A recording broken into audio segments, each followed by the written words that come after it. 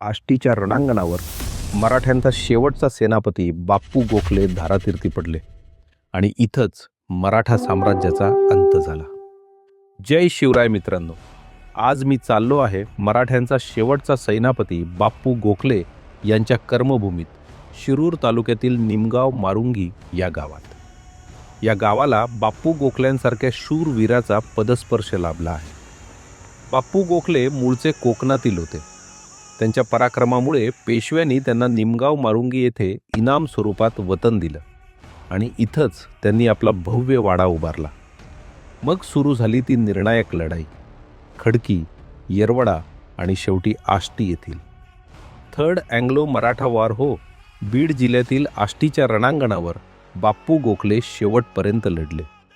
त्यामध्ये त्यांना वीरमरण आलं. त्यानंतर पेशवा बाजीराव दुसरा इंग्रजांसमोर शरण आला आणि मराठा साम्राज्याचा अंत झाला.